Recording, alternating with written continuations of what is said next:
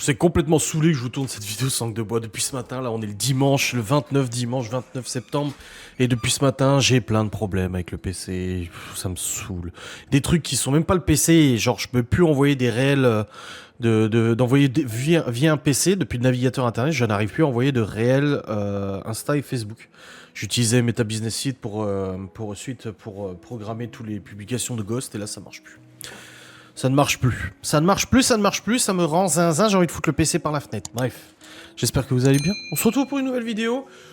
Écoutez, on m'a dit, est-ce que tu peux nous raconter quand t'étais petit, quand j'étais tout petit, ce que je voulais faire.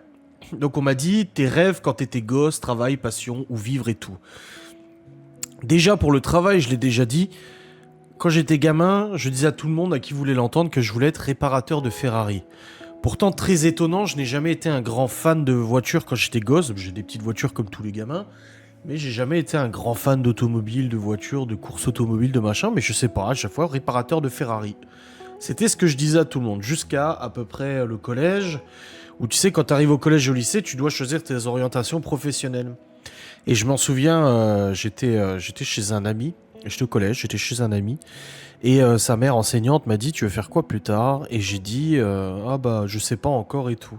Et mon pote m'a dit, ah mais t'adores être sur l'ordinateur, tu veux pas être informaticien? Et je me souviens, hein, il avait un flipper. Il avait un flipper et tout, ils avaient beaucoup d'argent ses parents. Il avait un flipper et tout dans le salon. Et il me montrait et tout comment ça marchait. Et là j'ai dit non, je veux pas être informaticien parce qu'en fait pour moi l'informatique est une passion. Et je ne veux pas que ça devienne en fait, que ça me lasse parce que je travaille l'informatique. J'avais très peur de travailler dans l'informatique et du coup d'être dégoûté de l'informatique et de garder ça comme une passion. Donc c'est vrai que c'était la réponse que j'ai donnée. Au bout d'un moment, je me suis dit pourquoi pas, j'adore l'histoire et tout. Je me suis même posé la question d'être prof d'histoire. Je me suis dit, oh, c'est un truc qui me plairait d'être prof d'histoire et tout. Et puis finalement, vu que je ne foutais rien à l'école, bah du coup forcément les chances de trouver un travail ça me nuise assez fortement. En tout cas les chances d'avoir une orientation d'études qui me permettent de choisir un peu ce que je voulais comme métier, ça me nuisait et c'est pour ça que finalement je suis retourné sur l'informatique. Quand j'ai arrêté mon bac, le projet était que j'aille en IUT informatique pour devenir ingénieur informaticien. Voilà. Je n'ai rien fait de tout ça, hein, vous le savez très bien. Donc voilà, un peu au niveau du travail, ce que je voulais quand j'étais gamin. Après au niveau des passions, quelle passion j'avais quand j'étais gosse, j'ai eu...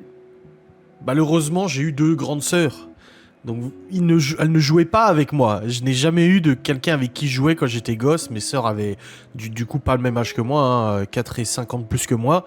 Et du coup, je jouais tout seul. Je jouais tout le temps tout seul et tout.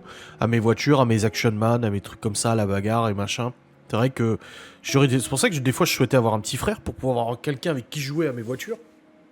Mais bon, passion, bah, les passions communes. Après, quand on a eu la console, la Mega Drive, une grande passion pour moi, ça a été les jeux vidéo. Où c'est vrai que je passais le plus clair de mon temps à jouer aux jeux vidéo, j'adorais ça, la Mega Drive et tout. Ensuite, il y a eu l'ordinateur, et là, à l'arrivée de l'ordinateur, c'était fini. Mon père s'était fortement intéressé, parce que c'était quelqu'un qui est aussi passionné par plein de choses. Et il s'est passionné pour l'informatique, et moi, j'étais toujours collé derrière lui. C'est vrai que moi, je vois quand je suis sur le PC, que j'ai un gamin derrière moi, des fois, quand je joue avec Théo ou autre, il y a l'autre Théo qui vient et qui me regarde jouer. Et je dis rien parce qu'en fait j'étais exactement pareil. Au bout d'un moment ça m'agaçait, je disais tu peux pas aller jouer, faire quelque chose.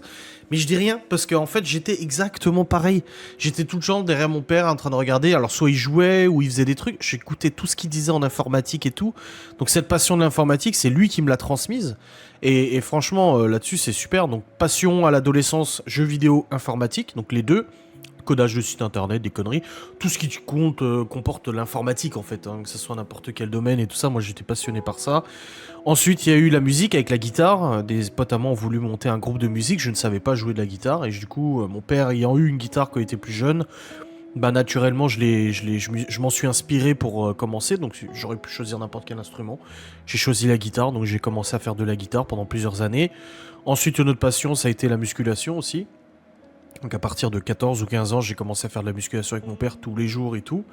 Et il y a eu aussi jouer dehors avec mes potes. Franchement, si je dois me rappeler de mes meilleurs souvenirs de mes activités, je pense que le mieux, c'est même pas les jeux vidéo, l'informatique, c'est quand en plein été, on allait avec mes potes traîner dans la forêt. Putain, aujourd'hui, moi je laisserais pas Libye à son âge aller faire ça. Mais moi je le faisais. Ma mère, elle disait rien et pourtant c'était une mère poule assez protectrice, mais là-dessus c'est vrai elle me laissait faire et on allait comme ça pendant 2 3 heures marcher. Il n'y avait pas de téléphone portable, il y avait rien. On allait marcher dans la forêt, on s'inventait des histoires d'aventure, on prenait des fausses armes avec nous, machin. Aujourd'hui tu fais ça, t'as les CRS qui débarquent parce que les gens ils flippent, ils voient des jeunes avec des flingues, hop, ça appelle la police, tu vois.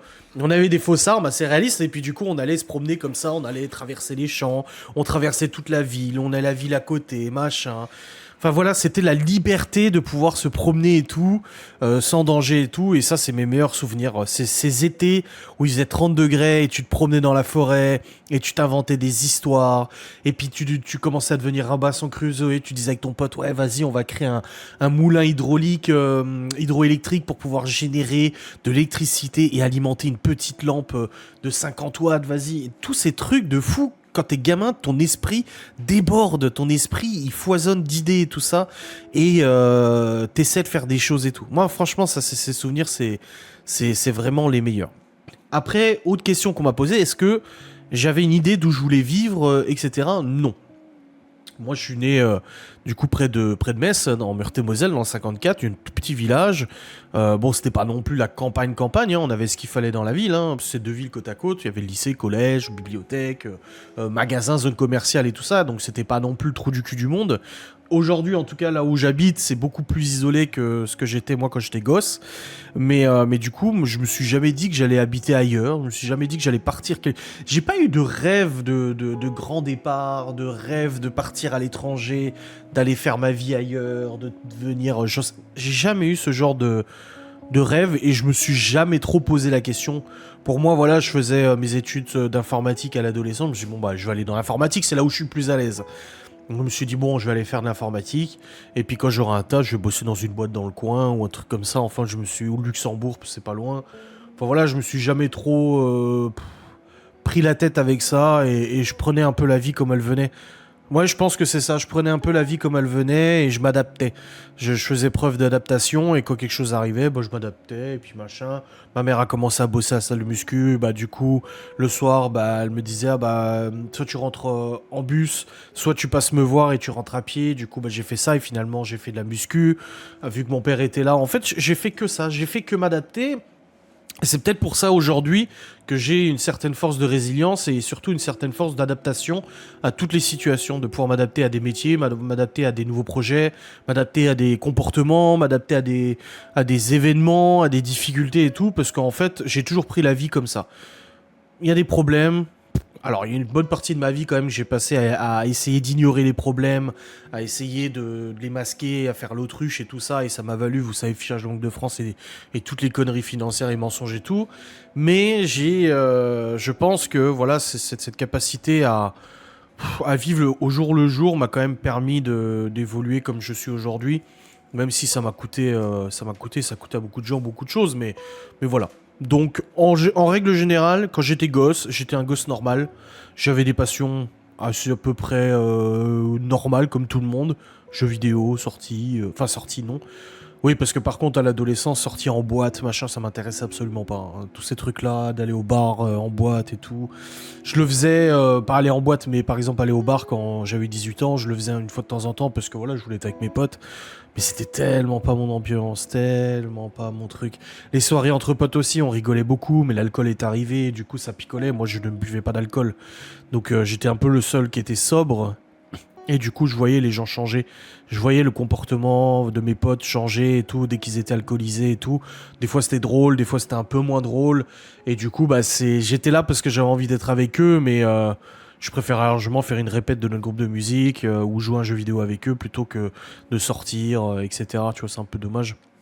Mais voilà, pas de grands rêves, pas de grandes choses, pas de grandes ambitions. Je me suis jamais dit un jour je serai millionnaire, un jour je serai ci, un jour je serai ça. Non, j'ai eu par contre, quand j'étais gosse, toujours ce petit sentiment au fond de moi de me dire que je ferais quelque chose d'un peu différent, que je ferais quelque chose d'un peu particulier. À me dire, je sais pas, dans ma vie, j'ai l'impression que je ferais pas un peu comme tout le monde. Aujourd'hui, hein, c'est un peu le cas, tout le monde n'est pas youtubeur et tout ça. Même avant, hein, les entreprises que j'ai eues, les business et tout ça, c'était toujours un peu difficile à comprendre et tout. Donc je pense que là-dessus, oui, j'ai respecté un peu ça. Mais après, est-ce que c'est l'état d'esprit que j'avais gamin qui m'a influencé dans l'âge adulte pour aller vers ces genres de projets? Ce genre de projet, oui, c'est possible.